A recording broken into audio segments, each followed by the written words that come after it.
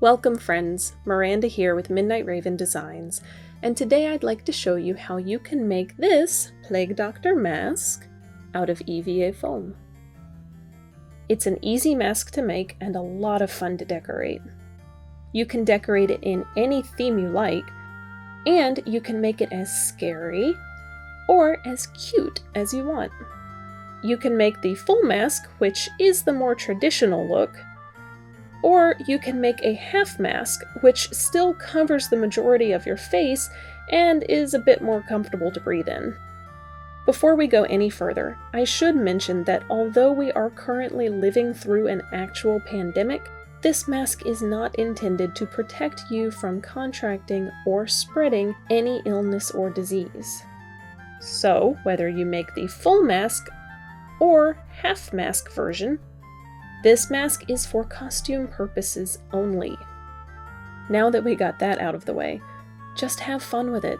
The possibilities are endless for this truly versatile mask. So let's get started. Here is a list of tools and materials I recommend for this project. I designed the pattern myself, and it is available in my Etsy store. I'll put the link in the description. Just download the PDF and print it on US letter 8.5 by 11 paper. Don't change the scale or zoom. I'm using 6mm and 2mm EVA foam by the Foamery.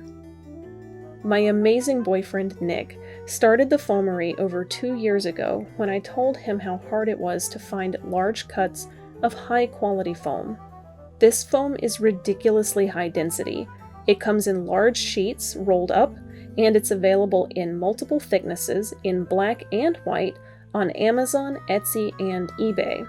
You can also buy directly from thefoamery.com. If you do decide to use the Foamery's foam, you'll be supporting a very small business. First, cut out all the pattern pieces. Cut along all the solid lines. And when you get to the dotted lines, cut so that you can still see the dots on the pattern piece. You'll need to be able to see those later. When you get to the headband pieces, you're going to tape 6A to 6B and tape 6C to 6D. Cut out and discard the areas with the hash marks on pieces 4 and 5. The mask itself is going to be 6mm, while the eye detail and straps will be 2mm. Lay the pattern pieces out on your foam, and use a pen or marker to trace the pattern. Use a very sharp craft knife or box cutter to cut out the foam.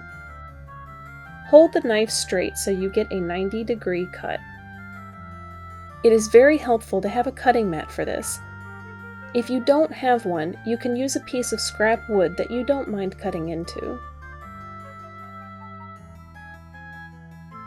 Your pieces should look very much like this. Remember those dotted lines on the pattern? That's where you're going to sand the edge of your foam to the indicated angle. The edge along the top of the beak needs to be sanded to about 45 degrees. If you have a Dremel with a sanding drum, you can use that to quickly get your angles. If not, you can just use sandpaper.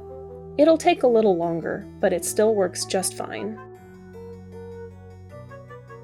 Repeat this angle on the other side piece. Make sure you sand on the wrong side of the foam. That is, the side that will be inside the mask. The bottom of the beak needs to be sanded to 45 degrees along the 4 long edges. Again, you're sanding on the inside of the piece.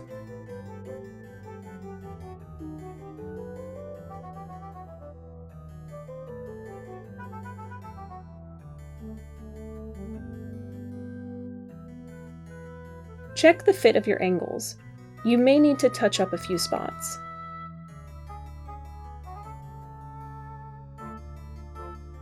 Check all your other edges. If the edges aren't smooth, you can touch them up with a Dremel or sandpaper. I designed the straps and the eye detail to be 2mm foam.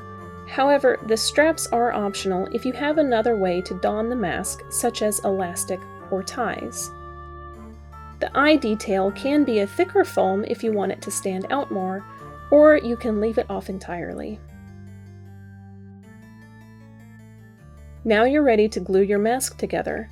Contact cement is best, and it's helpful if you have a heat gun, although not necessary for this project. Starting with the forehead piece, bend the foam back a little. This will start to give the mask its shape. You can use the heat gun here if you like. Apply the contact cement to the two edges you want to attach and wait for it to dry. You can speed up the process by fanning it, blowing on it, or even giving it a little heat from your heat gun if you have one. Then, just press the edges together. Set that piece aside to finish curing. Now you'll glue together the left and right side pieces along the top of the beak.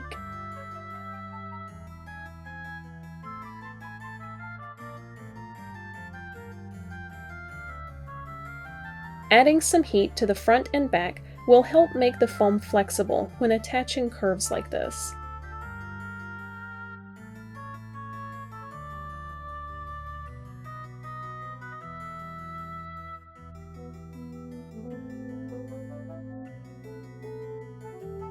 Start bending the side pieces out at the cheekbones.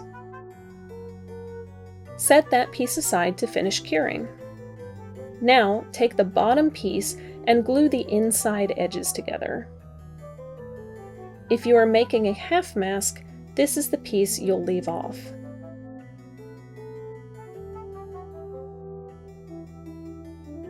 Set that piece aside to finish curing. Now you'll attach the forehead piece to the left and right side pieces. Start with the seam between the eyes. Do one seam at a time so you're not pulling on glue that hasn't finished curing yet. Let that seam finish curing and attach the bottom piece to the left and right side pieces. Again, attach one seam at a time.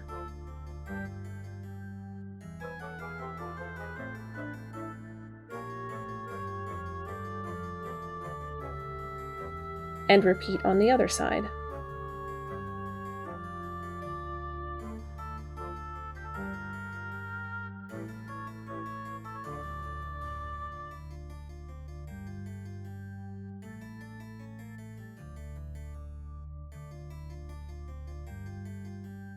Now you'll attach the forehead piece at the temples. Put some heat on the cheek for flexibility. And repeat on the other side.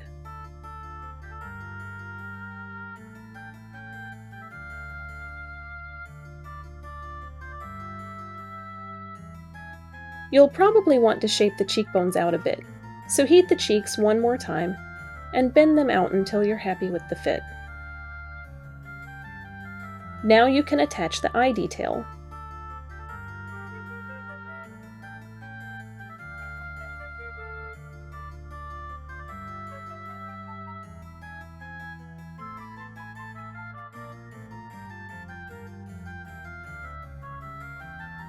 To attach the straps, start by lining up one end of a strap with the temple and attaching it there.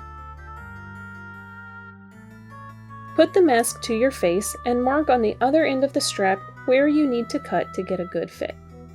Cut off the excess and attach the other end to the other temple. Attach one end of the second strap at the center of the forehead piece. Put the mask on and mark where it overlaps with the first strap. Cut off the excess and attach the second strap to the first. You can decorate the straps or leave them plain. And for an adjustable fit, just attach ties at the temples and both sides of the jaw. Or use a strip of elastic. I suggest stitching it to the foam. If you are going to paint your mask, I recommend you prime it with something like Plastidip, Hex Flex, or Mod Podge. Do at least 2 or 3 coats to get a nice smooth base. Wait for it to dry completely between coats. And that's it! Now you can decorate your mask however you like. There are tons of great ideas out there. I painted most of mine, but I also covered one in velvet and hand-stitched on a lace trim. You can add feathers, beads, pretty much anything you can think of. I used Black Magic foam clay by the Foamery to make little gears and things for my steampunk mask. If you want to be extra mysterious, you can glue some sheer fabric behind the eyes. Of course, if you want a traditional look, you can do that too. The foam straps are great if you don't need to adjust the fit.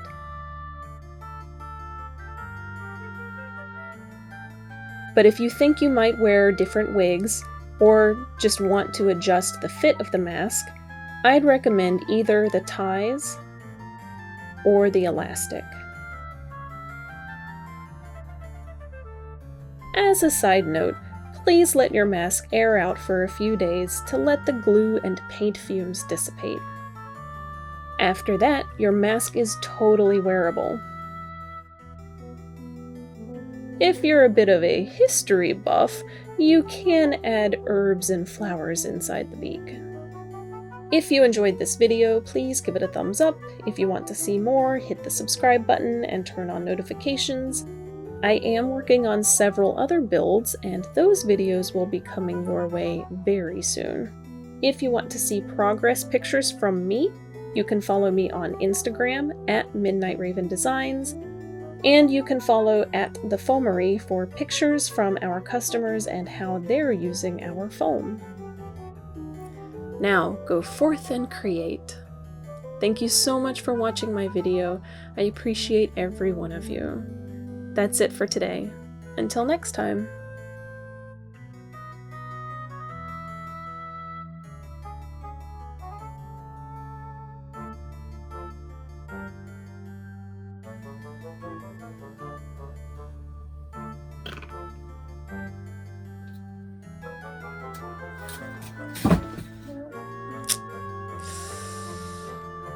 Okay.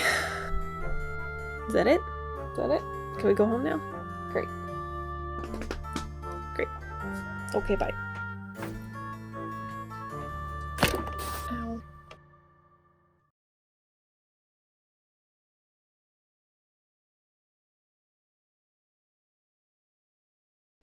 Thanks again. Bye.